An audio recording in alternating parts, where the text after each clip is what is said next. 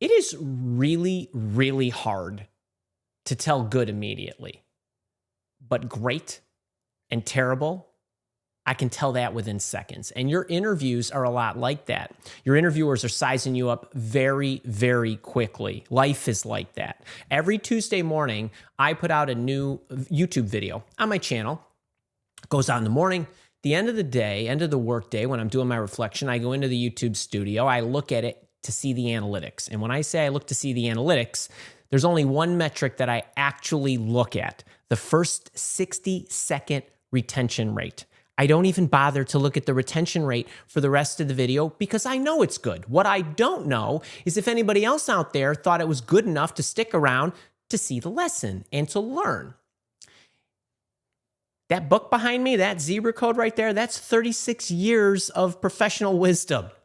You give that book cover 1 second.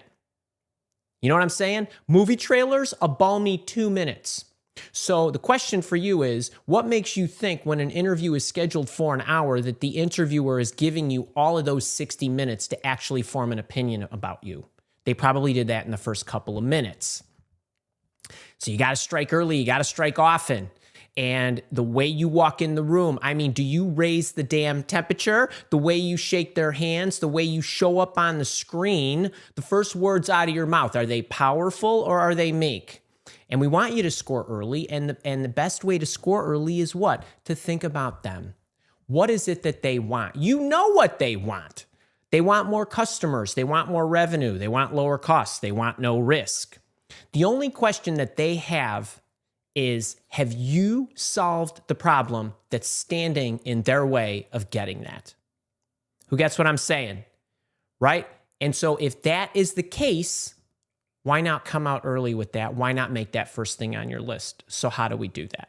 All right, let's go. Let's talk about the here's how. So that's what today's all about, is how, when we respond to their questions, not just in the beginning or the first few minutes of the interview, but each time you start over with a new question or a new set of dialogue, how do you score early? That's what today's all about. I'm going to teach you what that is, what to come out with, why it's so important, and the mistakes that you're going to make. So I'm grateful that you're here with me, whether you're here with me live on a Thursday or watching this on a recording on a Tuesday or whenever, whatever day of the week it is. I'm always grateful to have you.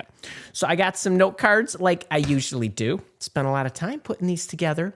So let's talk about just job interviewing and interview responses in general. First thing is, I want you to know that I have a formula. I know that there are a lot of different formulas out there. I like mine the best, as you would imagine. And I call mine the CAR technique. It's C-A-A-R. I'm going to tell you ever so briefly what that is, but we're not going to spend this session talking about all the components of that. We're going to talk about the C, the context, the first part, because if you can get the first part right, where you immediately grab them, you capture their attention, it will be easier for them to follow along, but it will also really give them, they'll make a number of inferences about you that I want them to make. It's going to go to the benefit of the doubt for you. So first thing is, I just want you to know where you can find more information. So my CAR technique stands for, it's C-A-A-R. There's the context, and we're going to talk about that at length today. Then what you're going to do is the first A is the first part of what I call the approach. I call it my approach 1, where you're actually going to tell them the steps you took, just the steps. You're going to just run through the steps. The second thing you're going to do, the second part of the approach, is you're going to bring them back through the steps, and you're going to put a little meat on the bones, only germane details, but you're going to fill in a little color around what activities that you performed within each of the steps. And there's science behind why you want to give them the steps first, and then why you want to go back and fill in the steps with some of the activities. We're not going to go into any of that today. And then the R is the second part. In the beginning with the context, which I'm going to explain to you, we're going to prime the result. We're actually going to come out early with the result, and I'm going to explain to you why we want to do that.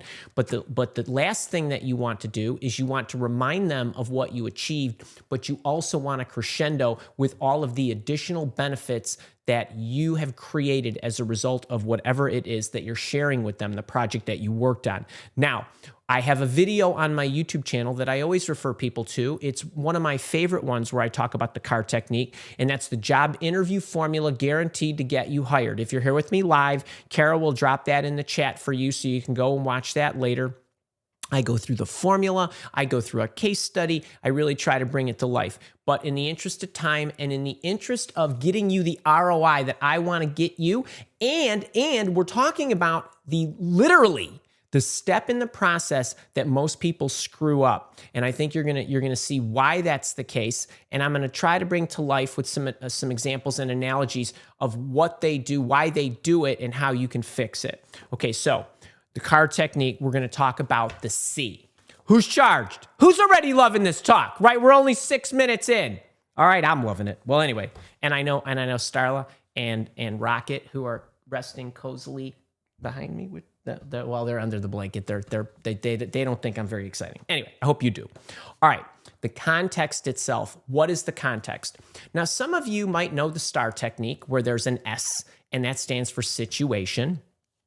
Other people might have their version of a CAR technique. They might call it a challenge or something. I call mine the context because I think there's more items that I want you to encapsulate in the beginning part of the story. Now, I want to go back to my opener, my couple of minute opener, where I was trying to help you understand why opening up with the problem is so important. Because sales, psychologically, we're all consumers. I know you are. So when you buy something, generally, not always, but generally, people buy transformation. They don't buy features. So in your terms as a job seeker, I want you to remember that employers buy their transformation. They don't buy your skills. They buy the application of your skills and experiences in their environment, but what they're ultimately buying is what you're going to do in their environment to improve their lives. And every single great seller in the world always knows how to, what we call in the business, sell to the gap. You have a problem, I have solved that problem. You have a goal, I have helped others achieve that goal. So the result is I help them achieve the goal. I help them raise their revenue by so much. Same thing on your resume. We always want you to come out first with the result. The result goes first in the resume bullet. Here's what happened as a result of me doing what I did, and here's what I did to make that happen. That's the sequence. The same holds true when you're in an interview and you're responding to a story. Now, here's what I want to break this down for you and give you all the components. The first principle in the context is you start with the actual problem. Okay, wait. I'm going to go through this painstakingly slow, and if you think that what I'm saying is obvious, I'm telling you, not with hundreds of data points, with thousands of individual data points, meaning me coaching individuals, that people absolutely struggle with this. Okay, and I'm going to try to bring this to life. So you want to start with the actual problem, or because I didn't want to take up another quote card or here a little index card, or the opportunity or the aspiration. As an example, you might be losing money. That's a problem. You might want to expand your revenue, and while your company is doing fine, maybe there's a market in Europe that you have not tapped yet. So while that's technically not a problem, it's an opportunity. Same thing, but it's what is the actual business problem? Okay, that's point number one. And then point number two is we want to show or help the listener understand, based on what the result or opportunity is, what you actually made happen or what you were attempting to make happen. Why do we want to do this first? Well, the first thing is the result is the most captivating element of your story. And I want you to think about everything that you want out of your life. Do you want a bigger bank account? Well, wouldn't you rather I start the story with, I helped somebody gain $1 million? Right? Not, hang on, let me tell you how you can build wealth. And there's the first step, and you need to invest in this, and then you need to wait 100 years, and so on. No, it's, I helped this person drop 50 pounds, right? Do you want this flat stomach? Do you want this flat tummy or flat abs, I should say, or whatever it is? You want your abs to look like this, right? You want to come out early with the result. Now, you don't necessarily need to say, I achieved 58 million in revenue. You could say, I looked at this and I knew if we could penetrate that market, there was probably going to be somewhere between 50 and $60 million in revenue in the first year that we could capture. Okay. And to be that specific, that's going to capture their attention. And the other thing about these two things, is when you give them out the results early and you help them understand the business problem, I assure you that when you state an actual business problem, that is what's going to register with them related to their transformation. That's ultimately where we want to go. But there are a lot of things that people don't understand about how to articulate the actual business opportunity or business problem. So let's get you situated with that, and then let me show you what you have a tendency to do, again, based on all the people that I coach. So the other thing is the business problems or the opportunities are found in what I call the Great Eight, not in the activity that you're trying to fix. So let me give you an example of what I mean by this. Or actually, you know what? Let me give you the Great Eight first, and then I'll give you an example. All right, so the Great Eight. It's my testimony that every organization, no matter who they are or what they do, no matter what their product or service is, no matter where they are geographically or where they are on their evolutionary landscape, these are the 8 most important goals that they want to achieve. Everything that any one of you does falls in at least one or more of these categories. You either generate revenue, so you make money. Maybe you're a seller and you're at the tip of the sword. But maybe you help create documentation that the seller goes out and uses to sell, right? That could be generating money. All right. You help your organization market themselves, increase their brand awareness. You could do that many different ways. You could be on the marketing team, and all of you have these types of Great Eight goals in alignment with your positions. But you also could be the engineer who is working on optimizing the website so that you show up higher in the Google search rankings. Well, that's also increasing your marketability. So there are many facets to this. There's customer attraction, customer happiness, right? Keeping the customer happy, making the customer happy. Maybe you're a customer service rep. Maybe you're an account developer who works an account. Who knows? There's company growth. So elements of anything that has to do with organic or inorganic growth of an organization. It could be mergers and acquisitions, an IPO, a divestiture. It could be a number of things. And I would also lump in company growth, risk management, compliance, accounting, auditing, any legal, anything that well positions the company or creates compliance or reduces risk would fall into this category. Then there's employee happiness. I think you get what that is. Some of you might be on the HR team working on employee happiness. Others of you might be managers who are managing a team who need to work on employee happiness. So you can come at this from many different angles. There's cost reduction from a perspective of saving expenses. Are you somebody in the accounting team who's evaluating opportunities for reduction in costs? Are you in the purchasing department evaluating the vendors and optimizing and optimizing them, as well as the contractual agreements that you have for what you're paying and getting better volume discounts? That's saving money. And then there's process efficiency. Are you tuning things? Are you the accountant that streamlined the closing process from 10 days to 5 days? Are you the internal Six Sigma person who's streamlining processes? You get the idea. Now, I have a video on this if you want more on this, but I wanted to make sure that you understood what I was talking about when I said that the story starts with the Great Eight. So if you want more on the Great Eight, there's a video out there, 8 ways to show your value as an employee. You're welcome to go and watch that. But now I want to help make it a little more clear what I mean when I say start with the problem. So now you got to remember this. When you are in an interview, your job is not to answer their questions. Okay? It's not. I don't know who told you that, but that's not the case. You are in an interview. You are talking to somebody, and it's your job as the job candidate to provide them information that they need to know to make a good decision about hiring you.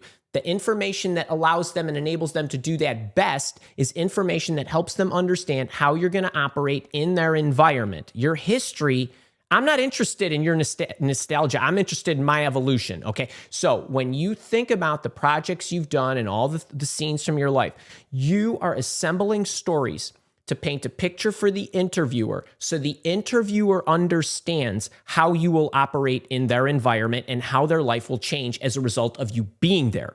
You will use scenes from your life to do that. But the scenes that you use from your life need to be chosen carefully because not all scenes help me get the data I need. Who understands what I mean? What most people want to do is they want to what I call report their history. I don't care exactly how it happened. I need you to be able to tell a story that elicits feelings from me, that gets me to project how you'll operate in my environment based on insight you want to share with me about how you would do something and how you know to do that. That's it. And not all data and not all your history and not all elements of your 5-year project matter.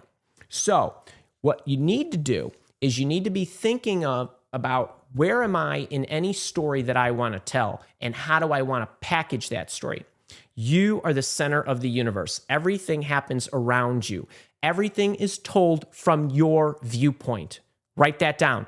Everything is told from my viewpoint. You do not have to have worked on every single element of the problem, of the project, of everything that's done in order for you to tell a story about what happened.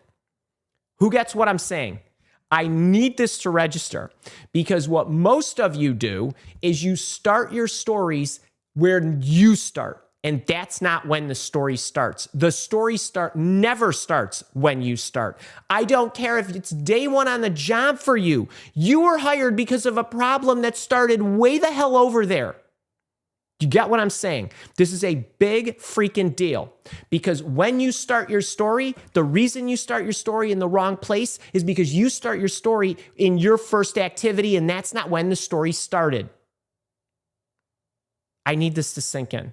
Okay, so mistake alert, big mistake, and then let's kind of work this with an example. You pick part of the solution or an activity instead of starting with the problem or opportunity. So I was coaching this woman. I've used this maybe a time or two over the past, couple of weeks because it's fresh on my mind and I love the story. This woman, Vivian, came to me. She needed some interview coaching. She's in my job search coaching program. And so these job search coaching program members can access me for individual coaching sessions.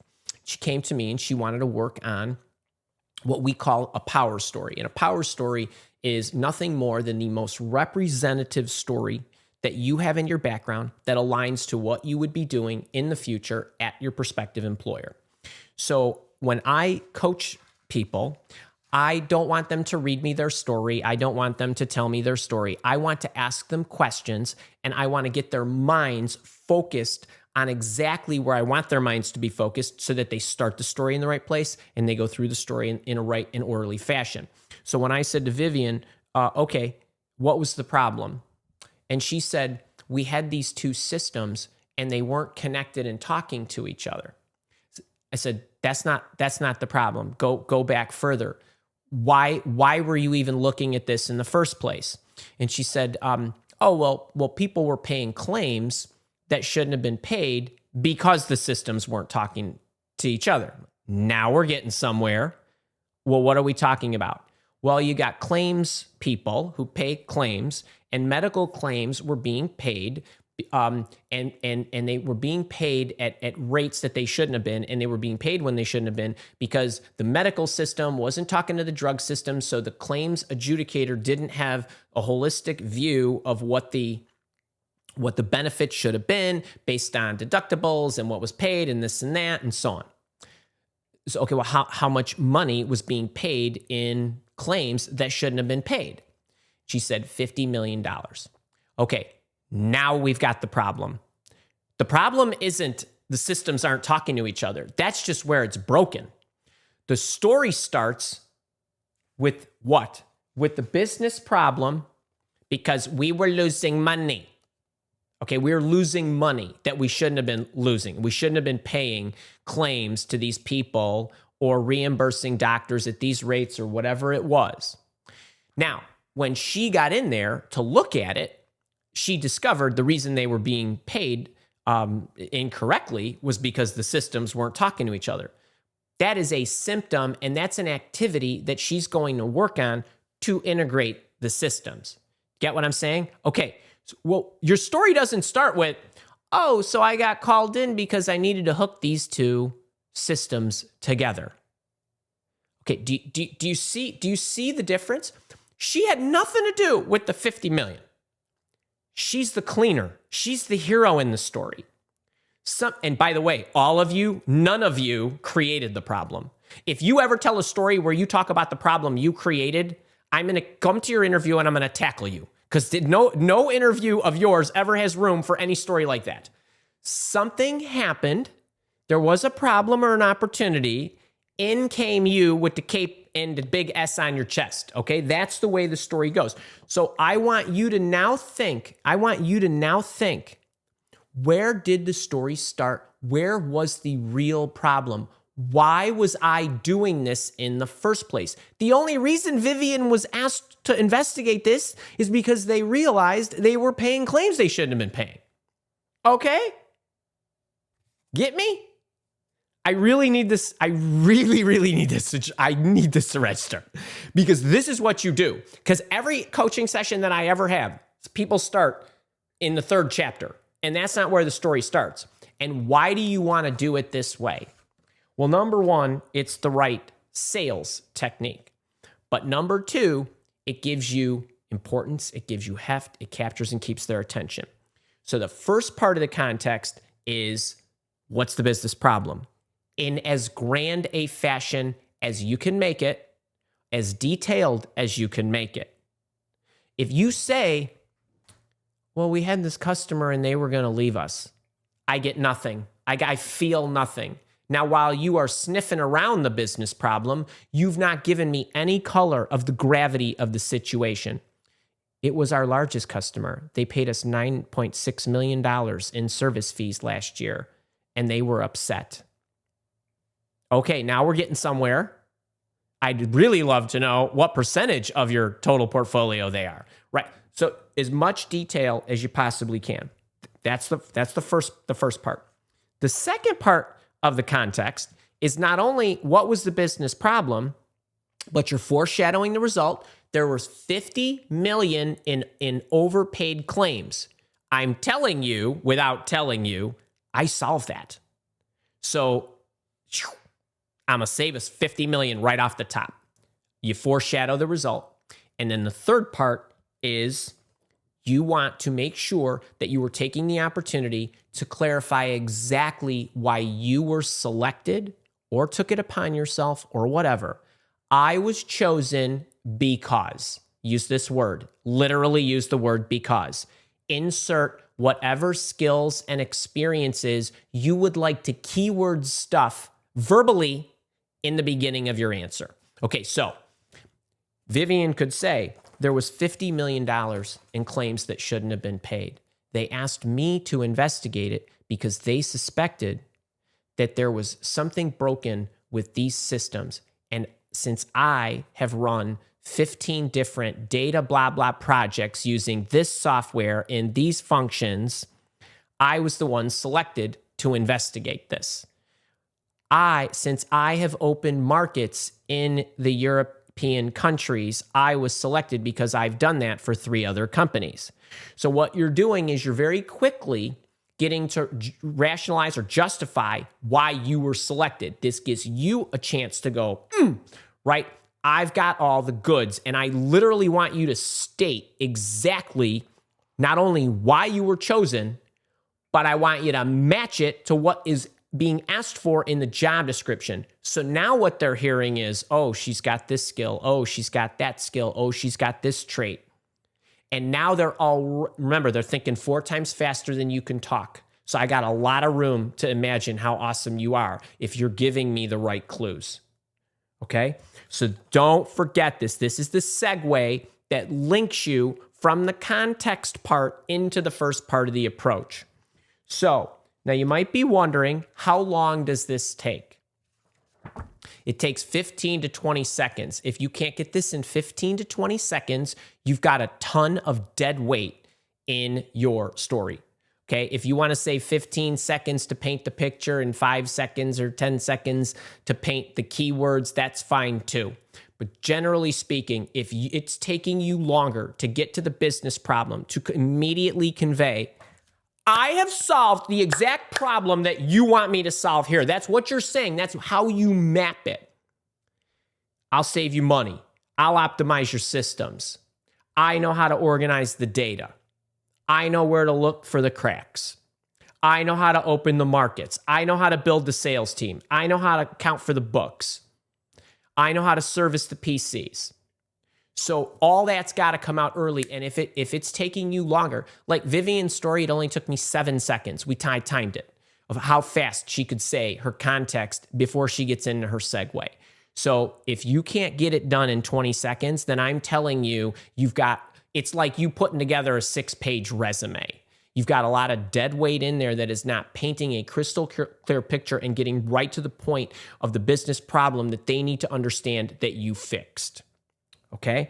And then why do I want you to do this? Well, I started to tease this before, but why does all of this work? Why does starting with the big business problem or the opportunity, then priming the result, meaning foreshadowing what you already fixed, and segueing with the keywords of your skills and experiences that are music to their ears because you're matching up what they want to hear. Why does that work? Because number one, it immediately points them to how their life is going to change. If I went to you and I said, hey, let me tell you a story. I've got a job search coaching program. I spent years sitting at this desk recording videos for you, and I outlined everything so perfect. And all you need to do is go and watch 400 hours of videos. And then after you watch the 400 hours of videos, I'm going to take you through some exercises. And then what you're going to do is you're going to have some questions for me, and I'm going to answer those questions. And then I'm going to get back to you. You're going to have the questions. You're going to channel it in. And then eventually, you're going to get a job, right? That's literally how you guys tell interview stories, or at least many of the people that I coach. It isn't about all the work that I did. It isn't about all of that. It's about you're going to find your job faster. You're going to get paid more, not only because you're going to interview better, but you're going to know how to negotiate your salary better. End of story. That's it. Then I say, well, how long have you been looking? And then you say 5 months, 5 weeks, 5 days. Okay. The 5-dayers are probably not in the same pain as the 5-weekers or the 5-monthers, right? So you have to get them right to the transformation. What's the outcome that happens as a result of me putting my system together and supporting you? It isn't what you're going to go through, or you don't need to relive every detail. Get right to their transformation. That's in the problem. It also shows them that you are a strategist in addition to a doer, because the signal you're sending is I'm a big picture thinker. I look holistically. Your story starts over there. You spent some time doing something over here, and the story continued on with the results and the benefits after you were done. Okay, so your story started before you and it ends after you. Every single interview response that you ever say for the rest of your life starts before you and ends after you. There are no exceptions. There are literally no exceptions to that rule. So when you are a strategic thinker and you could see the whole picture, when you're articulating your story in high-level terms, I'm not talking fluffy words. I'm talking it's a high-level problem that I understand. And I was able to get it down, get in there, get inside the patient, fix it all up, sew her up, and kick her out and let her go live a good life. That's basically what you want to be able to convey, and starting in that spot sets you up for that. And as a matter of fact, the rest of the CAR technique, which I'm not going to go into, also positions you for being a strategic thinker and helping them understand that you have a big picture view of the world and you understand all the steps, even if you didn't work on all the steps. And then the other thing that it does, and this is really attention capturing, and I like to use these terms, but it gives you heft, it gives you cachet, it gives you importance. Whoa, it's a $50 million project or problem that they entrusted Vivian in doing. She must be important.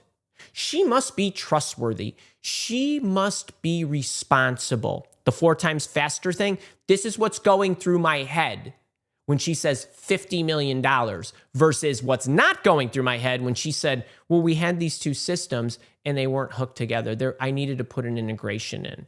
I don't care what the solution is. You're solving a big problem.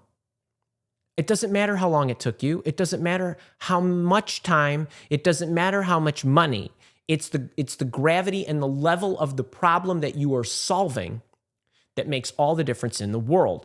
So that's what captures and keeps their attention. That's what makes them think you're important, trustworthy, responsible. You're going to deliver, right? You know what you're doing. You can examine big problems and big opportunities. So this is a big deal. All right, now to wrap this up, I want to give you the action items. I want you to come up with a power story. If you don't know what a power story is, comb my channel and look for power stories. This is the most relevant story that you've done in your past that maps to what your potential employer wants you to do in the future. The more skill sets that they will be able to deduce you have as a result of you telling a story, the better off you are, because you want to get that power story into the interview itself as early as possible, because this is what's going to get them the most excited about you and make them feel that you're the best match. I want you to identify the great 8 item or items that you're going to be speaking about. Start there. Then practice the opener and iterate until you can get it inside of 20 seconds. And 20 seconds is an absolute eternity when it comes to this. So the first multiple parts of the CAR technique should only take you 20 to 30 seconds to say, even the A part. So you should be halfway done with your response with the first 2 letters, should be halfway done inside of a minute. Easy. The A part, the first A part only takes 11 seconds to say. I know that for all of you because I've timed it. So I'm telling you, this is the way to go. All right, so just to recap, as a reminder, first principle, you start with the actual business problem, not your activity.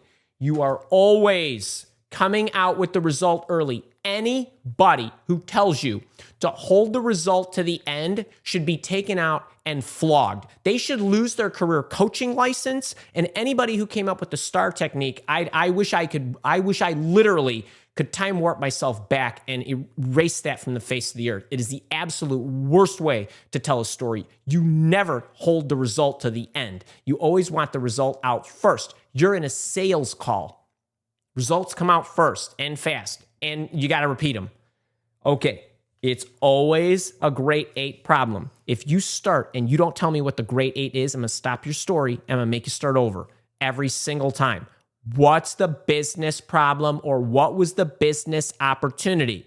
Don't tell me what you fixed. That's not the problem. That's what you fixed to eradicate the problem. You can check out the grade 8. There's videos out there on the car. There's videos out, right? Job interview formula guaranteed to get you hired. There's 8 ways to show your value as an employee. So check those. And the only other thing that I want to remind you of, 15 to 20 seconds. All right. I hope you enjoyed that. If you're here with me live, we're going to the Q&A. If you're watching this on the recording, I'll see you next week. Any which way, if you enjoyed this, please click the like button. Share this with people. People need help. Interviewing is hard, as you could probably tell from the last half hour. And please make sure you subscribed. It would mean the world to me, because it hurts me when you don't get my new stuff every Tuesday or come to my live shows on Thursday. All right.